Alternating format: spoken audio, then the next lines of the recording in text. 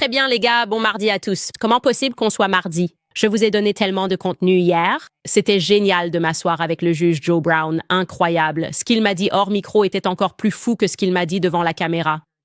Bref, évidemment, le thème de cette série d'enquêtes a été la crise d'identité. Il y a des gens qui font simplement semblant d'être quelqu'un qu'ils ne sont clairement pas. Et donc, je dois dire que je ne peux rien imaginer de plus approprié que la nouvelle sur laquelle Eminem va faire la première partie de Barry Soetoro ce soir ou à Detroit au nom de Kamala Harris et Tim Walz. Tous ces gens ne font que jouer la comédie. Et vous n'allez jamais deviner ce qui s'est passé cette fois-ci. Donc, une femme qui vit au Canada et qui est apparentée à Kamala Harris m'a contactée au sujet de leur famille et cette femme a conservé des archives datant du 17e siècle. Je ne plaisante pas. Quand j'ai vu ce document, je me suis dit que je devais absolument reprendre ma vie en main, car cette femme connaît son ascendance d'une manière tout simplement impressionnante. Elle était si minutieuse. Et elle a confirmé que Kamala et Donald mentent certainement sur au moins un aspect de leur héritage. Ils cachent quelque chose. Restez à l'écoute et bienvenue à Candace.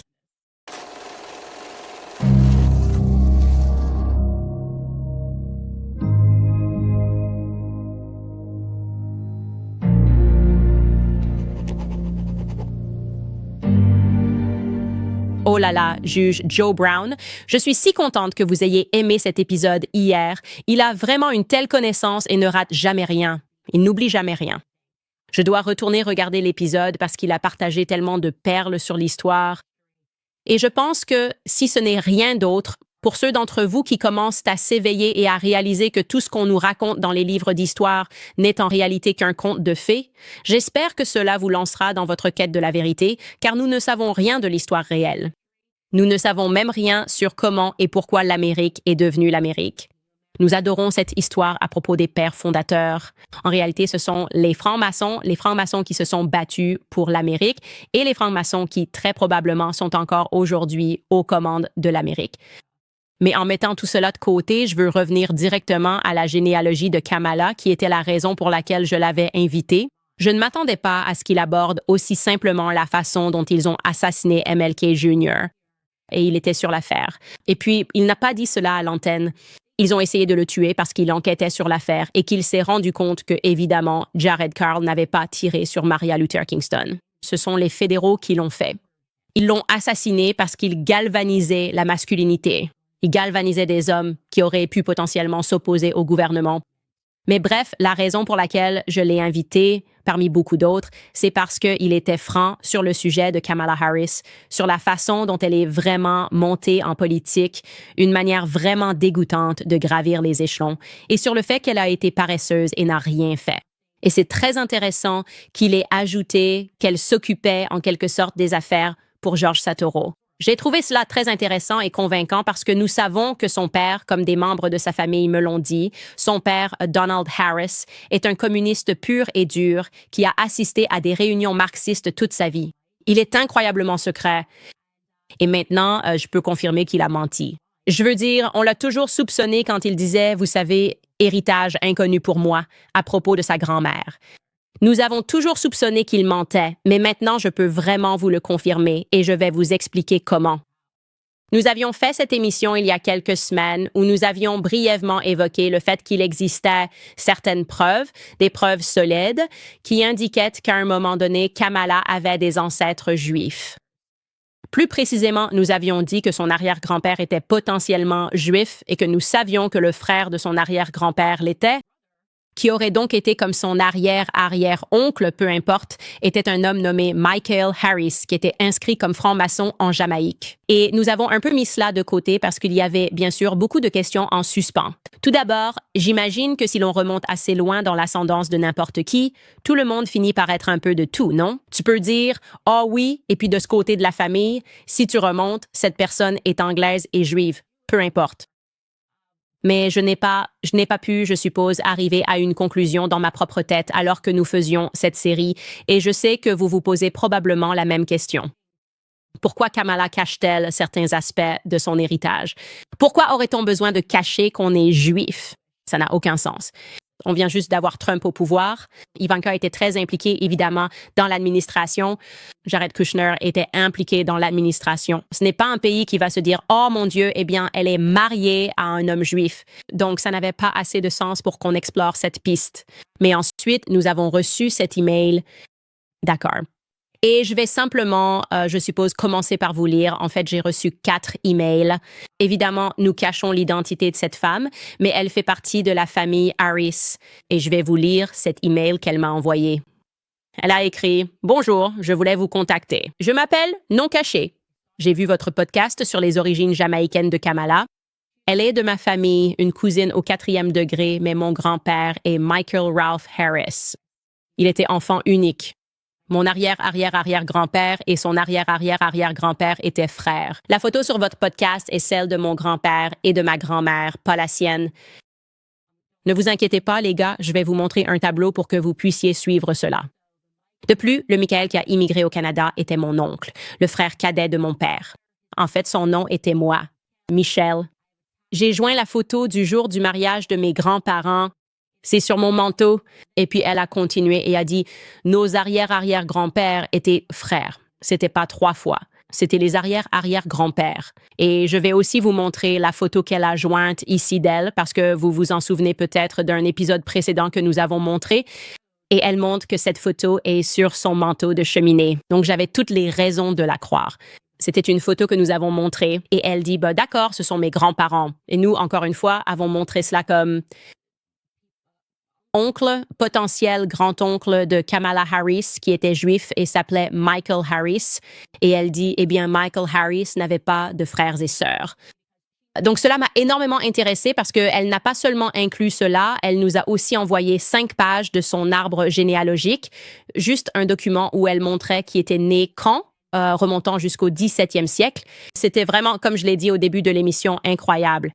Elle avait même noté comment certaines personnes étaient décédées et elle n'avait que la lignée Bravo Harris, que nous soupçonnions d'être celle de la famille de Kamala, mais nous n'en étions pas certains jusqu'à ce que cette femme nous envoie cette documentation. Et je veux dire, elle avait plus de preuves que ce que l'on aurait pu espérer. Elle était très minutieuse, d'ailleurs. Il faut dire que les personnes juives sont connues pour vraiment prendre en main la recherche de leur ascendance d'une manière assez remarquable et d'une façon que nous devrions tous chercher à imiter. Et donc, je veux juste vous montrer le tableau qu'elle a réalisé parce que cela nous a apporté de la clarté. Regardez-moi ça. Ceci n'est qu'une page du document qu'elle m'a envoyé. Vous pouvez donc voir à quel point cette femme était méticuleuse. Et elle indique tout en haut de ce document que vous avez un Henry Harris.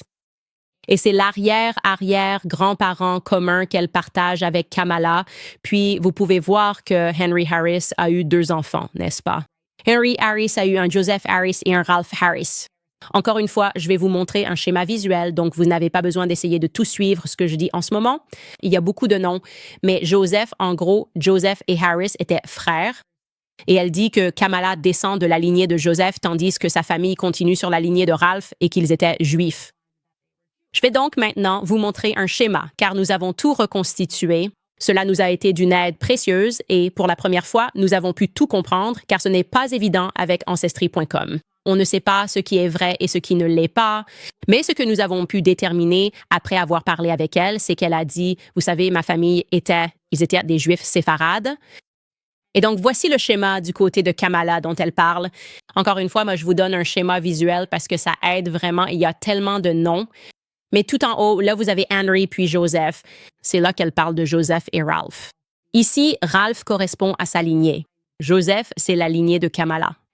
Et vous voyez cela, vous pouvez voir qu'il y a un Joseph Harris et un Albert Harris, un Joseph Gleaner Harris, qui aurait épousé mademoiselle Chrissy Brown.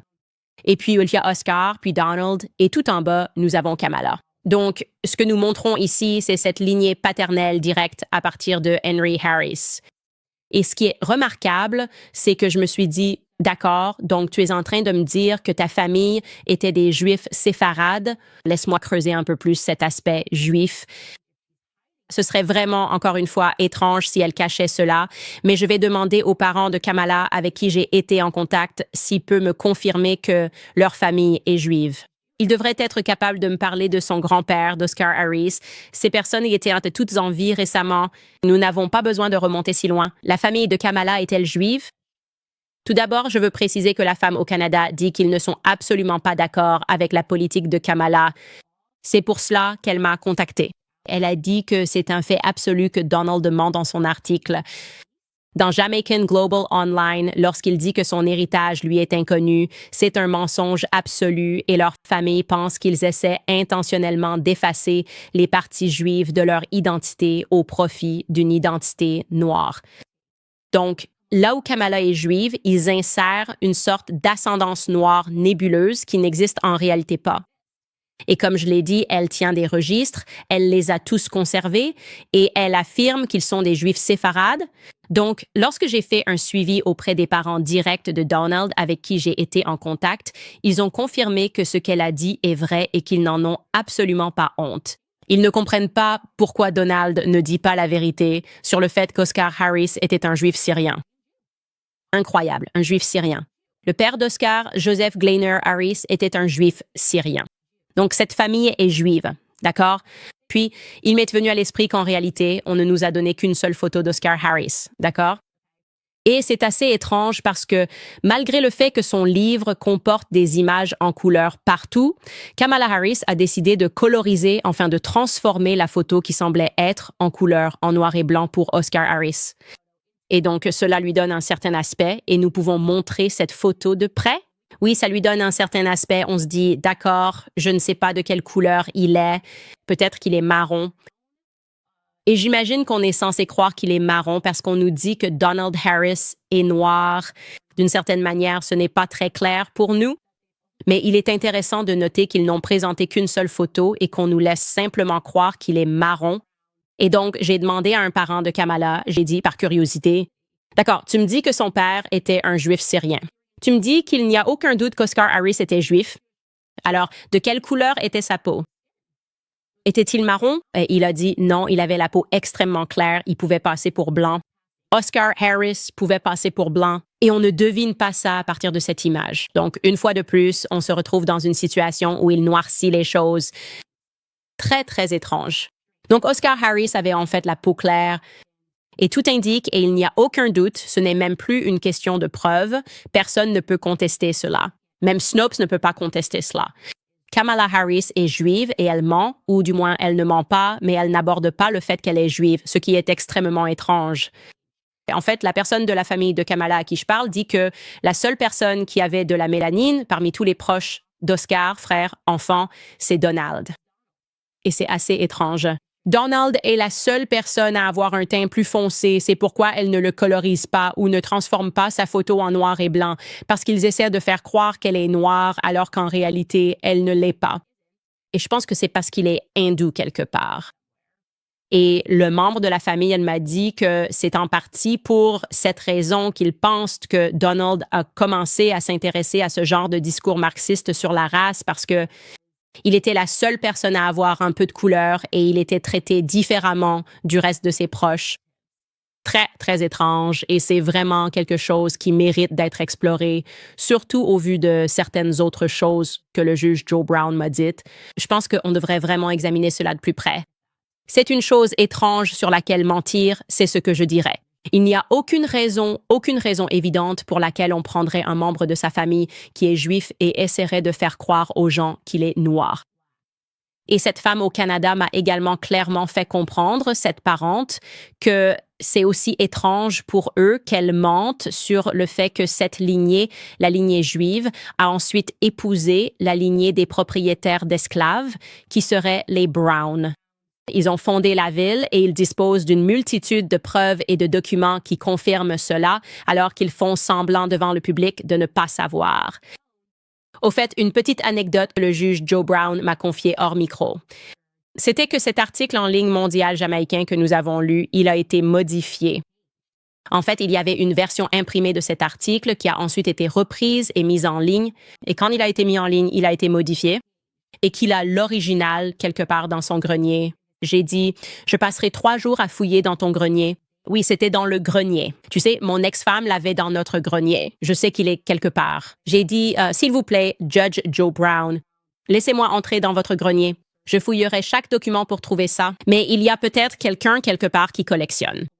Je pensais que Jamaican Global Online était littéralement juste en ligne, mais apparemment, il existe une version imprimée que quelqu'un pourrait avoir en sa possession. Donc, je n'ai pas besoin de fouiller dans le grenier du juge, mais je suis prêt à tout faire. Je suis totalement prêt à tout faire. D'accord, maintenant, passons à l'autre aspect de tout ça que nous examinons, alors que nous laissons tomber tous ces petits indices en chemin. Donc, vous vous souvenez de Dorothy, évidemment, cette femme jamaïcaine aimante et pétillante, qui était tellement gentille et bienveillante envers Kamala.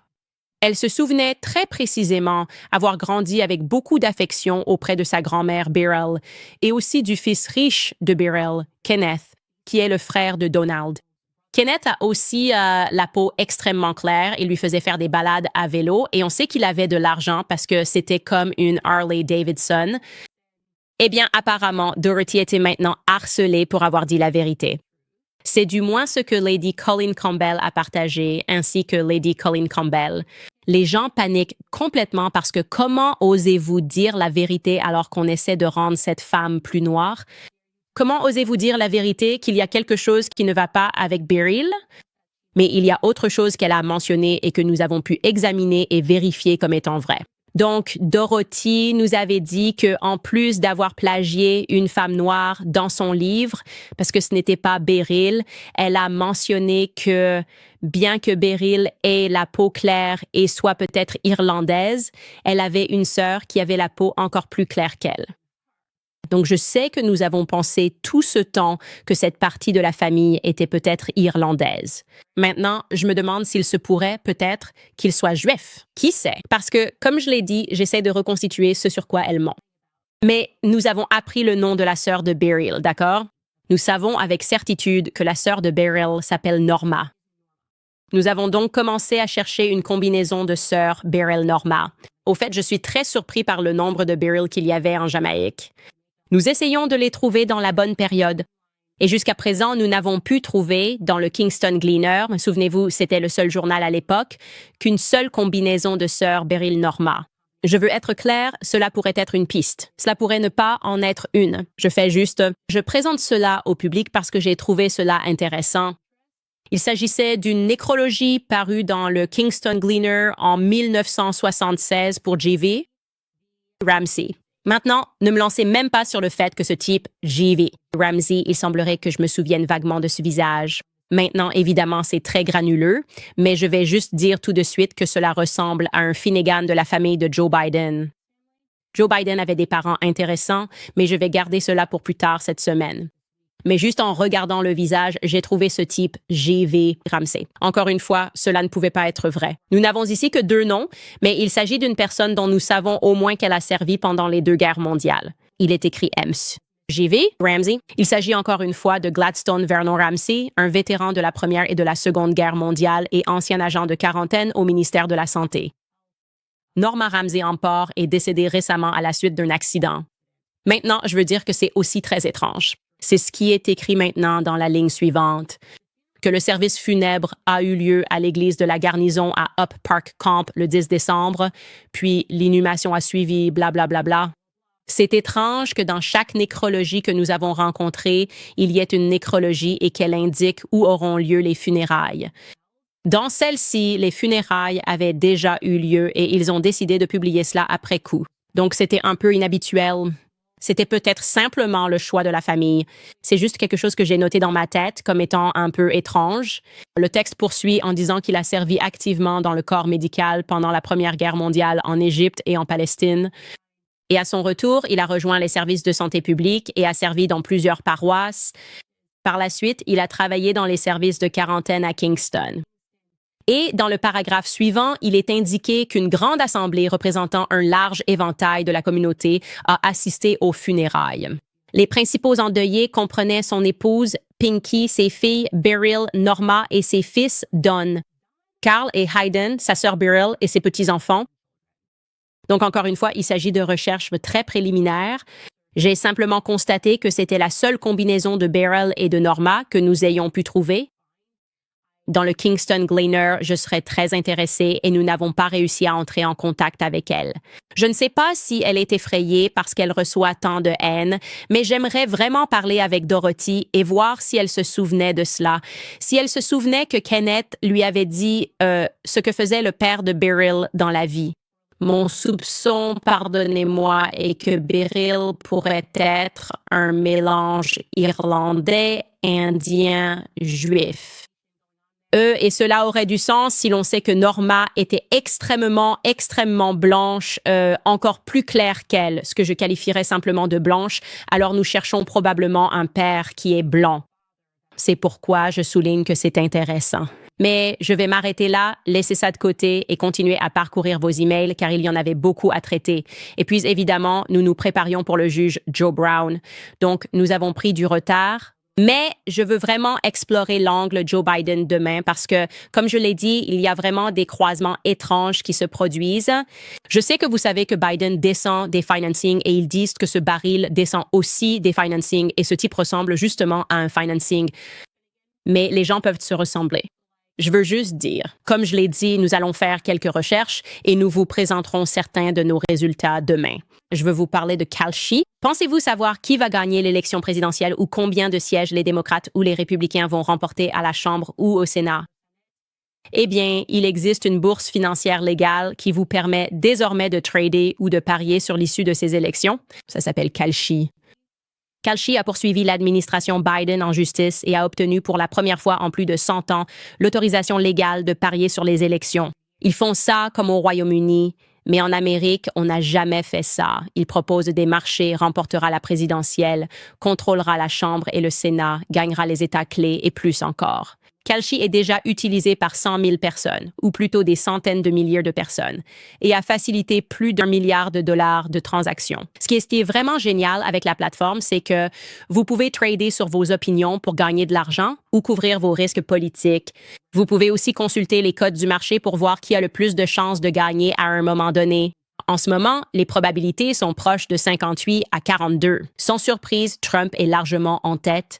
Les marchés électoraux sont désormais ouverts au trading. C'est le premier endroit réglementé où vous pouvez désormais faire cela légalement. En ce moment, lorsque vous vous inscrivez sur kalshi.com/Candace, les 500 premiers traders qui déposent $100 recevront un crédit gratuit de $20. C'est kalshi.com/Candace. Très bien, les amis, passons à quelques actualités. Donc, il a été annoncé que, oui, Eminem va présenter... Je ne vais plus l'appeler Obama. Je refuse de le faire. Je ne participe pas à cette arnaque. D'accord. Eminem va présenter Barry Soetoro. D'accord. Voilà Barry. Voilà notre pote Barry qui a grandi avec une nounou trans qui faisait toujours des bêtises, mentant sur le fait d'être noir, parlant aux frères. Et il va participer à un meeting de campagne au nom de Kamala Harris à Detroit. Et donc, puisque Eminem continue de jouer le rôle, vous savez, d'un rappeur qui aurait traversé des épreuves difficiles alors qu'il n'a même pas touché ses propres poignées de porte depuis environ 40 ans. Il a décidé qu'il allait venir rappeler aux Noirs de Détroit ce qu'ils devraient faire. Et évidemment, puisque ce n'était pas suffisant que Barry nous dise ce que les frères devraient faire. Maintenant, on va ajouter ce type qui a un complexe et qui, en gros, a déjà sorti 3 albums pour clasher le président Trump. Et il va venir probablement dire aux Noirs comment se comporter, ce qui a parfaitement du sens. Donc, 2 personnes qui n'ont absolument aucune raison de le faire et qui, à mon avis, n'ont clairement aucune crédibilité dans la rue. Je pense qu'Eminem est un tel imposteur. Je pense qu'Eminem est clairement homosexuel et qu'il est dans le placard depuis très longtemps. Et je pense qu'il est très probable qu'ils aient un moyen de faire chanter Eminem d'une manière ou d'une autre. C'est très intéressant de voir qu'ils mettent soudainement en avant toutes ces personnes. Quelqu'un a mentionné Usher, qui, si vous ne le connaissez pas, est quelqu'un qui a été assez scandaleux ces derniers temps parce que nous savons que Diddy a en quelque sorte forcé, je ne veux pas dire forcé, mais nous savons que Justin Bieber était aux soirées de Diddy et qu'il était très surveillé par Usher. Usher, beaucoup de choses se sont passées entre Usher et Diddy. Quand Usher était très jeune, il avait environ 14 ans. Et puis, tout à coup, Usher signe Justin Bieber et on voit Justin Bieber passer du gentil petit garçon à quelqu'un qui fait la fête avec Diddy et boit de l'alcool. Et Usher était dans l'émission The View il y a quelques semaines en train de dire des choses que c'est censé sur le fait de vouloir s'abstenir de faire de la politique, puis il a reçu l'appel. Quel est cet appel? Eh bien, honnêtement, Kanye m'a tout expliqué à ce sujet. En gros, qu'il y a en quelque sorte essentiellement des Noirs qui sont en réalité contrôlés, à qui on dit qu'ils doivent contrôler les autres. Et donc, Kanye a dit il y a longtemps que Diddy était un indique et qu'il serait allé en prison s'il n'avait pas passé un accord avec les fédéraux. Et une partie de cet accord, c'était que lorsqu'il reçoit l'appel, par exemple, si Kanye agit de façon incontrôlable, Diddy doit appeler Kanye et lui dire « Kanye, ne fais pas ça. Et mec, tout va bien. Viens, on se retrouve. Parlons-en. » Et c'est un peu ce que je pense maintenant quand je vois des artistes comme Usher qui, de façon raisonnable, disent simplement « Hey, je ne veux pas me mêler de politique ou dire aux gens comment voter. » Et puis littéralement, une semaine plus tard, il dit aux gens pour qui voter. Et il dit « Il faut voter pour Kamala Harris. » Et tu vois la même chose avec Eminem. Et il enchaîne les albums en essayant de dire aux gens de détester Donald Trump. Quel artiste a vraiment envie de passer du temps en studio juste pour parler de politique et de Donald Trump? Il y a quelque chose de fondamentalement étrange là-dedans. On peut être d'accord que c'est fondamentalement bizarre, non? Donc, on a l'impression qu'on lui dit de faire ça plutôt que ce soit quelque chose qu'il a vraiment envie de faire. Et d'ailleurs, ce n'est pas le seul. On a aussi Common, qui s'est récemment exprimé et qui fait vraiment la promotion. On voit bien qu'ils sont très préoccupés par les électeurs noirs masculins, vu les personnes qu'ils mettent en avant. Et ils ont effectivement fait venir Common, qui est essentiellement venu dire que les gens devraient voter pour Kamala parce qu'elle comprend ce que c'est que de vivre dans ces rues. Écoutez ça. Tout d'abord, j'ai été en tête-à-tête avec Kamala Harris, parce que quand je pense à voter, je regarde aussi quel genre de personne tu es, peu importe ton parti. Qui as-tu été avant et qui seras-tu une fois en fonction? Franchement, Kamala Harris a été présente parmi nous. Elle a grandi dans des quartiers comme Oakland, qu'elle connaît bien. Elle sait quelles sont les difficultés que nous rencontrons. Elle les a vécues. Elle a été confrontée à tout ça. Elle en a pris la mesure. Donc, le fait qu'elle mette en place des stratégies et des programmes pour soutenir les entreprises noires va réellement changer la trajectoire des familles noires à l'avenir. Vous savez, je suis plutôt d'accord avec lui. Elle a côtoyé des familles noires et elle connaît la difficulté parce qu'elle s'est assurée de les envoyer en prison. Les hommes noirs se faisaient incarcérer en masse par Kamala Harris. Donc, elle connaît la difficulté parce que c'est elle qui l'a imposée. Je veux dire, elle sait ce qui se passe dans ces familles parce que c'est elle qui a contribué à les briser. Et maintenant, elle voudrait que tout le monde oublie son passé de procureur. Je n'ai vraiment pas oublié. Et donc, je sais mais ils font ça. Vous voyez ça. Et c'est plutôt encourageant. Et c'est quelque chose dont le juge Joe Brown et moi avons parlé en privé hier aussi. Il a dit, et on pouvait vraiment voir la fierté sur son visage quand il a dit « Je suis tellement fier des hommes noirs en ce moment ». C'est probablement la première fois de sa vie qu'il voit des hommes noirs rejeter totalement cela et dire « Qu'est-ce que c'est que ça? Ne nous ramenez pas Barissa Toro d'Hawaï et d'Indonésie pour faire tomber quelques frères. Vous ne faites pas votre travail. » Ou faites venir Eminem pour dire « Yo, quoi de neuf? Yo, quoi de neuf? Nettoie mon placard. Quoi neuf? Où est Kim? Je vais mettre Kim dans le placard, peu importe, pour qu'on me dise comment je devrais voter. » Ils comprennent leur situation en ce moment. Ils regardent autour d'eux et ils réalisent qu'ils sont bien plus mal lotis sous une présidence Kamala Biden que sous une présidence Trump. Et vous leur demandez simplement de ne pas croire ce qu'ils voient de leurs propres yeux, de faire confiance au processus et de croire que ceux-là même qui les ont blessés par le passé seront ceux qui les aideront à l'avenir. Et c'est absurde. Et d'ailleurs, je commence à voir beaucoup de femmes noires dans les sections de commentaires en ligne qui commencent à se rendre compte que Kamala les a dupées sur sa négritude et c'est la pire forme de tromperie. Imaginez en fait que vous possédiez les esclaves et puis 2 générations plus tard, vous essayez de retourner la situation en disant « Non, non, non, je suis avec vous. Je suis vous. » C'est totalement absurde. Et je vous le dis, nous allons trouver une photo du vrai tonneau. Je vous promets que je vais le faire avant la fin de l'élection. Je sais juste que quelqu'un, quelque part, a une photo. Nous parlons à des gens qui pensent pouvoir en dénicher une. Je le sens au plus profond de moi qu'on va prendre cette femme la main dans le sac et qu'on va vous montrer l'avant et l'après. On va vous montrer le tonneau dans son livre, puis on vous montrera le vrai tonneau pour que vous compreniez vraiment à quel genre de politicienne on a affaire avec cette femme. Très bien, les amis. Je veux aussi vous rappeler qu'avec la conjoncture économique actuelle, c'est extrêmement stressant, mais la Fed a enfin baissé les taux d'intérêt. C'est le moment idéal pour améliorer votre situation financière. Si vous êtes propriétaire, American Financing aide des milliers de familles à se libérer de leurs dettes de carte de crédit en utilisant la valeur nette de leur maison et fait économiser de l'argent à ses propriétaires. En moyenne, ils économisent plus de $800 par mois. $800 par mois, c'est comme une augmentation de $10 000 au travail et cela ne coûte absolument rien de découvrir combien vous pourriez économiser. Certains dossiers sont finalisés en à peine 10 jours et si vous commencez aujourd'hui, il se peut que vous n'ayez pas à payer la mensualité de votre prêt immobilier le mois prochain. Il n'y a pas de meilleur moment que maintenant pour changer votre situation. Appelez dès aujourd'hui au 807-95-12-10. C'est le 807-95-12-10 où vous pouvez visiter American Bar/Owens. C'est American Bar/Owens. D'accord. Avant de passer à Liam Payne, j'ai oublié tout à l'heure, je voulais vous montrer les gros plans au fait de cette lignée paternelle de Kamala. Elle est extrêmement juive. C'est un peu étrange que nous ne le sachions pas. Peux-tu me montrer le gros plan de Joseph Harris tout en haut? Est-ce que vous l'avez? Désolé de revenir en arrière. C'est sa lignée paternelle. Je ne ris pas.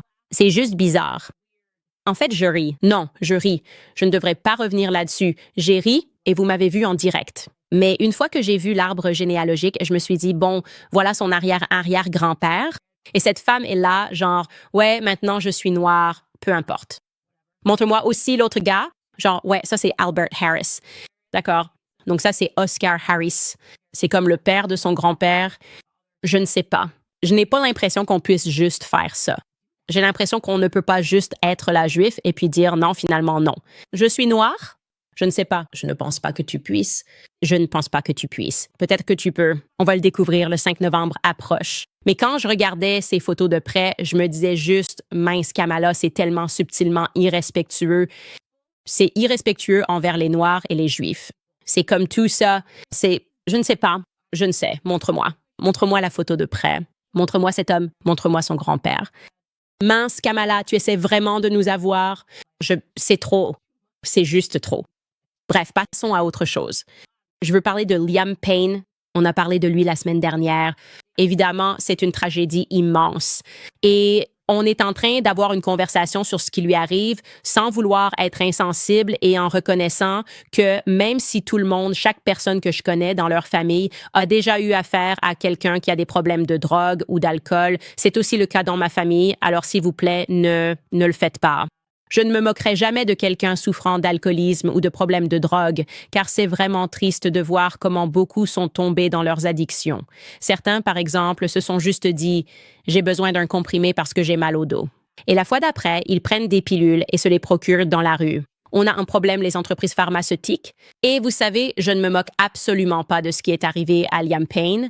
C'est en réalité quelque chose de très, très grave. Et ils ont maintenant la presse a révélé qu'il avait de la cocaïne rose dans son organisme au moment de sa mort. Et je veux prendre le temps de vous expliquer cela, parce que cette cocaïne rose revient sans cesse. D'accord. Nous en avions déjà parlé dans notre émission il y a quelque temps. Ce qui ressort maintenant, c'est que son premier rapport toxicologique a révélé qu'il avait toutes sortes de drogues dans son organisme, ce à quoi on s'attendait évidemment vu l'état de sa chambre d'hôtel et la quantité de matériel lié à la drogue que nous avons vu sur le bureau. Mais nous ne nous attendions pas à entendre parler de cocaïne rose. Et cela, selon un rapport d'ABC News publié lundi qui cite plusieurs sources. Alors, la première fois que nous avons entendu parler de cette cocaïne rose, c'était même avant que DJ Rodney, enfin le producteur, je crois que c'est DJ Rodney, je sais que c'est Little Rod, ait abandonné cette affaire dans laquelle il parlait de cocaïne rose. Il expliquait comment il la liquéfie et comment il la distribue lors des soirées de Diddy et comment c'est un mélange de MDMA et de cocaïne qui rend les gens complètement défoncés. C'est peut-être la raison pour laquelle on dit qu'il n'y a pas de fête comme une fête de Diddy, parce que à leur insu, les gens sont drogués avec de la MDMA, de la kétamine et de la méthamphétamine quand ils prennent un verre, enfin, soi-disant selon Little Rod. Ils vident les bouteilles et les remplissent avec cette substance qui est puissante et qui, évidemment, est probablement aussi en train de créer beaucoup de toxicomanes et d'amener beaucoup de ces hommes à se détendre et à faire des choses qu'ils ne feraient pas autrement. Mais je veux aussi vous rappeler que cela a été évoqué lorsque nous vous avions montré cet homme qui avait tiré sur l'hôtel Trump. il y a quelque temps, il n'a tiré sur personne, mais il tirait simplement en l'air et disait en gros qu'il voulait se faire arrêter. Et il parlait du fait que le milieu du rap est complètement faux et disait qu'en réalité, ce qu'ils ont, ce sont ces trafiquants de drogue glorifiés qui sont autorisés, en gros, à faire entrer de la cocaïne rose aux États-Unis au nom des fédéraux. Je suppose que c'était en gros que le milieu du rap est une couverture pour une opération fédérale visant à faire entrer de la drogue aux États-Unis. Donc, je veux vous rafraîchir la mémoire sur ce que ce type, que nous pensions tous fous à l'époque, a dit lorsqu'il a été arrêté. L'agenda du hip-hop est un plan pour faire circuler de la drogue à travers les États-Unis. Vous devez en informer le procureur. Il transporte toute la drogue, d'accord, toute la drogue dans des jets privés. Ils ne sont pas contrôlés par mes clients. À l'intérieur des États-Unis, ils déplacent ce qu'on appelle de la MDMA de qualité supérieure en poudre. Ils transportent de la cocaïne et ils transportent aussi de la cocaïne liquide dans des bouteilles. Donc ils mettent la cocaïne liquide dans les bouteilles et ils la déplacent. J'ai vu la cocaïne liquide. Je l'ai essayé moi-même. Je n'ai pas dit à Biden Cassidy, ce n'est pas bon. Lui, ça, il en boit tout le temps. Il appelle ça GG. Ouais. Et donc, ce que nous avons beaucoup révélé tout au long de cette série, ce nouveau podcast, c'est qu'en gros, d'après ce que Kanye m'a dit, ça arrive trop souvent. Et je suis maintenant fermement convaincue que ce n'est pas une théorie du complot, qu'en fait, ce qu'ils font, c'est qu'ils trouvent ces célébrités. Ils leur donnent des plateformes, mais ils craignent aussi le pouvoir que ces célébrités possèdent, ce qui signifie que si ces célébrités ne suivent pas leurs intérêts politiques. Par exemple, si tu es une célébrité, que tu es Taylor Swift et que tu sors en disant « Allez voter pour Trump », ça va poser problème, non? Parce que tu lui as donné tellement de pouvoir et une telle plateforme qu'ils veulent en quelque sorte souscrire une assurance. Et la meilleure façon d'avoir une assurance contre ces célébrités, c'est tu as les médias qui les descendront en 4 secondes, les traitant de fous, de dingues, de tarés. Mais tu veux qu'ils soient dépendants de quelque chose. Quand tu vois un talent remarquable qui attire une énorme audience, invite-le à une fête. Tu fais partie du cercle fermé. Viens à une fête de Didi. Pourquoi ne viendrais-tu pas à une fête de Jay-Z et Beyoncé? Pourquoi ne viendrais-tu pas et tu te dis, je suis invité à une de ces fêtes. Ces personnes sont initiées à la drogue. J'ai entendu ça. Je pourrais nommer la personne qui organise ces fêtes. Il y a un personnage à la Didi qui est à Londres, qui organise toutes les after-parties des BAFTA. Je ne vais pas le nommer, mais c'est partout. Donc, tu prends ces jeunes artistes et la prochaine chose que tu sais, ils deviennent complètement bizarres et excentriques et ils sont drogués au point d'en perdre la tête. Et quand je regarde l'histoire de Liam Payne, je vois ça. Je vois ce groupe de jeunes garçons qui étaient adorés par tant de leurs jeunes fans quand ils avaient 13, 12 ans. Et puis, ce qui s'est passé, c'est qu'ils sont tous devenus très compliqués, n'est-ce pas? Et tu sais, je sais que Payne Maria s'est exprimé sur sa dépression. Je ne sais pas s'il a déjà parlé d'alcool ou de drogue, mais je sais qu'il a effectivement souffert de dépression. Vous avez Liam Payne qui a dû faire face à une addiction à la drogue et vous avez Harry Styles que certains considèrent comme le plus réussi, mais il s'est tourné vers l'autre chose qu'il faut être à Hollywood, un homosexuel. Je ne pense même pas qu'il soit réellement homosexuel, mais il joue le jeu et prétend l'être parce que c'est ce qu'ils attendent. D'une certaine manière, il faut nourrir la mafia arc-en-ciel. Et donc, quand je vois ce qui est arrivé à Liam et toutes ces stars qui sombrent, je ne pense pas que ce soit simplement parce que, quand ils ont de l'argent, ils veulent juste se droguer. Je pense qu'ils ont des handlers, comme Kanye l'a dit, qui essaient de les rendre dépendants. Je pense qu'il y a des gens comme Bobby qui rendent Britney accro au crack. Je pense qu'il y a des gens comme ce médecin qui donnait de plus en plus de ce médicament à Michael Jackson pour qu'il se sente à l'aise parce qu'il disait qu'il n'arrivait pas à dormir. Et je mets ça sur la table. C'est ce que je crois. Je me fiche que vous pensiez que c'est une théorie du complot. Je sais que la plupart des gens qui regardent cette émission reconnaissent que Hollywood est un endroit très sinistre. Et si vous ne vous pliez pas à ce qu'ils veulent que vous fassiez, vous finirez comme Britney Spears qui a été... La plupart des gens ont cru à une théorie du complot selon laquelle elle aurait été clonée. Ce n'est pas le cas. Britney Spears, ce que vous voyez, c'est ce qui arrive quand on vous met sous lithium, quand votre cerveau est maintenu sous lithium pendant des années. Il n'y a pas de retour en arrière possible après ça. Et ils le savent. Et ils l'ont mise sous ce traitement. C'est ce qu'ils ont essayé de faire à Kanye. Il s'en est sorti. Je ne vais pas m'étendre. Mais je voulais juste dire que c'est quelque chose auquel j'ai beaucoup pensé. Seven Weeks Coffee, je vous en ai déjà parlé. C'est l'entreprise de café Pro-Vie d'Amérique. Elle a pour mission de financer le mouvement Pro-Vie, une tasse de café à la fois. Pourquoi s'appelle-t-il Seven Weeks Coffee? Parce qu'à 7 semaines, un bébé est taille d'un grain de café. Un battement de cœur est clairement détectable à l'échographie à ce stade. Ils donnent 10% de chaque vente pour soutenir les centres d'aide aux femmes enceintes du pays. Ils ont récolté 500 000 $ pour ces centres et sauvé 5 000 vies avec des échographies gratuites et des ressources aux mamans dans le besoin.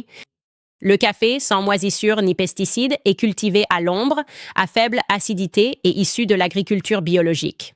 Il coche toutes les cases. Exclusivement pour mes auditeurs, si vous allez sur sevenweekscoffee.com et utilisez le code CANDAS pour jusqu'à 25% de réduction, 25% de remise sur votre commande. Votre commande aidera à soutenir un réseau de plus de 900 organisations pro-vie à travers les États-Unis. Encore une fois, c'est sevenweekscoffee.com et vous pouvez utiliser le code CANDAS pour jusqu'à 25% de réduction sur votre commande. Avant de passer à la section des commentaires, j'aimerais parler du parent de Kamala. Est-ce que vous pouvez me mettre dans une case? Je veux être à côté du grand-père. Je ne sais pas si je peux faire ça. Je ne sais pas. C'est juste une chose étrange. J'ai envie d'en parler. C'est étrange. Ce n'est pas comme si j'étais noire. J'aime nier votre histoire. C'est irrespectueux. Regarde comme grand-père est mignon. C'est méchant envers grand-père. C'est ce qui me dérange car grand-père est mignon. Il n'a pas l'air très heureux sur sa photo, mais il a l'air de s'y connaître sur certaines choses. Donne-moi Albert, donne-moi Albert, donne-moi grand-père Albert. Comment vas-tu jouer le rôle de grand-père Albert, Kamala? Genre, comment vas-tu jouer le rôle de grand-père Albert? Je veux que tu viennes ici et que tu mettes du respect sur son nom, d'accord? C'est tout ce que je vais dire avant qu'on passe à ces commentaires, les gars. N'oubliez pas, si vous voulez soutenir notre indépendance, allez sur locals.com. Vous pouvez faire ça, locals.com, et nous trouver pour soutenir l'émission. Vous pouvez donner ce que vous voulez. Même 50 centimes par mois nous aide à rester libres et à ne pas nous soucier des censeurs de YouTube ou que nous ne sommes pas monétisés. Et aussi, si vous voulez, nous vendons maintenant car il fait froid. Alors, je me suis dit, je ne peux pas utiliser ces gobelets. J'ai besoin de quelque chose dans lequel je peux mettre une boisson chaude. Nous vendons nos mugs de café théoriciens du complot sur clubcandice.com. Alors, allez vous en procurer. Maintenant, je vais lire vos commentaires. Je veux juste porter un autre toast à Papy Albert et Papy Joseph. Elle essaie peut-être de vous avoir, mais moi, je ne vous joue pas de tour. Je veux dire, je vais mettre du respect sur votre nom. Je vais certainement mettre un peu de respect sur ton nom. Très bien, les gars, on se retrouve sur Rumble et je lirai certains de vos commentaires. Préparons-nous. D'accord. Qu'est-ce que vous avez pour moi aujourd'hui? Sarah écrit une autre bombe. Excellent travail, Candace. Nous sommes bénis que vous fassiez partie de l'équipe de Dieu. Honnêtement, ça l'a été. Je veux dire que tout cela a été possible grâce à vous, les gars. Je suis à 100% engagée et je me fiche de ce que les médias écrivent sur moi. Mais vous avez vraiment été incroyable. Avec les emails, par exemple, on aurait pu faire tout ça sans l'aide des proches de Kamala. Irrespectueuse envers notre héritage familial. Pourquoi quelqu'un ferait-il ça? Être irrespectueux envers son héritage familial. Pourquoi a-t-elle besoin de se donner un masque noir? Boumos écrit « J'adore ton travail, Candace. J'ai hâte de te voir à Sydney. As-tu des nouvelles concernant ta situation de visa? » Pour l'instant, ils n'ont toujours pas approuvé mon visa. Ils ne l'ont pas non plus refusé. Je ne sais pas si c'est une bonne ou mauvaise nouvelle. C'est juste étrange que la Fédération sioniste puisse faire ça. C'est bizarre. Je ne suis pas une criminelle. Je n'ai rien fait. Je n'ai enfreint aucune loi. Comment peut-on simplement dire « Nous ne voulons pas que Candace vienne dans le pays ».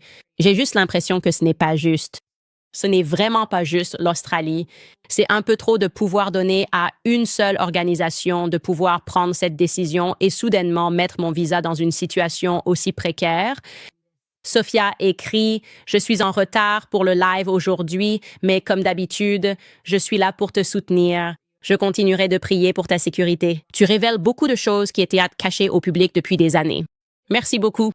Et je crois vraiment, comme je le dis tout le temps, que les prières me protègent. Et je suis aussi la positivité. J'essaie juste d'être positif tout le temps et de ne pas trop m'inquiéter pour des choses qui sont vraiment hors de mon contrôle. Écoutez, ils ont assassiné MLK Jr. et ils continuent de mentir à ce sujet dans nos livres d'histoire. Qu'est-ce que je peux faire? Si quelqu'un veut ta mort, il veut ta mort. Tu ne peux rien y faire. C'est juste la réalité. 123B écrit « Bravo, Candace. Tu as un bon cœur. » Je vous salue, Marie. Merci beaucoup. Je l'ai lu avec grâce, mais avec un Ave Maria. Tatiana écrit que la seule chose qu'elle a faite pour les Noirs est de les envoyer en prison. Ouais, c'est pourquoi je peux comprendre ce que dit Common. Elle comprend notre lutte parce qu'elle est celle qui crée la lutte. Elle doit le comprendre. Elle dit « Tu dois aller en prison. Vous êtes condamné. Tu vas aller en prison. Tu vas aller en prison. » Et donc, oui, il faut lui donner un peu de crédit pour ça. M. Front écrit « Candace, la cocaïne rose est également mentionnée à plusieurs reprises dans Hollywood Babylon. » Oh mon Dieu, tu as raison. Comment ai-je pu oublier ça? Oui, c'est comme s'il vous avait eu, il suffit de lire. Une fois que vous avez traversé le chaos, vous devez lire Hollywood Babylon pour vraiment comprendre que Hollywood a toujours été comme ça. Ça a toujours été une ville très dérangée, avec une insistance sur l'homosexualité. Et en réalité, ils ont lancé l'industrie cinématographique d'Hollywood parce qu'ils voulaient éloigner la société américaine de ses profondes racines chrétiennes et de ses valeurs traditionnelles. C'est simplement la réalité. Il y avait tout un tas de forains déments, démoniaques, de contrebandiers et de voyous. Et oui, c'est la réalité.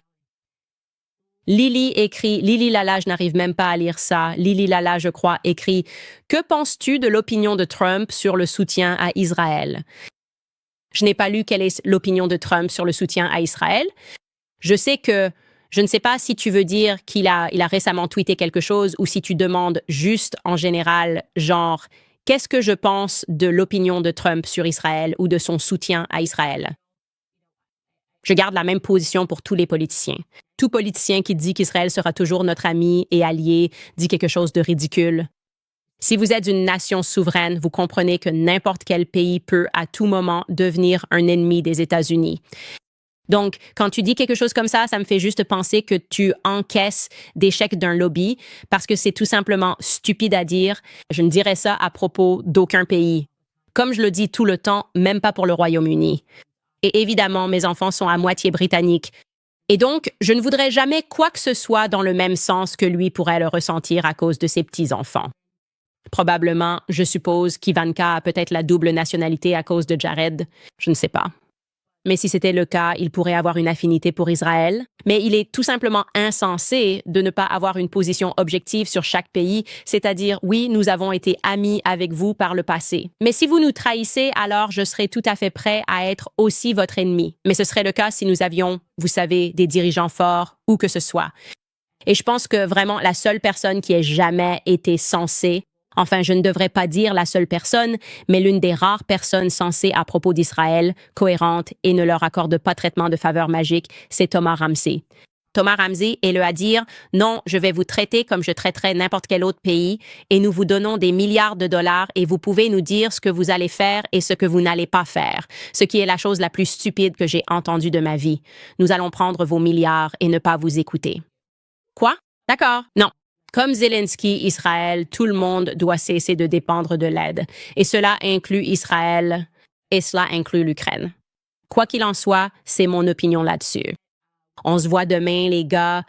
Voilà pour vos questions. On se retrouve demain pour un tout nouvel épisode.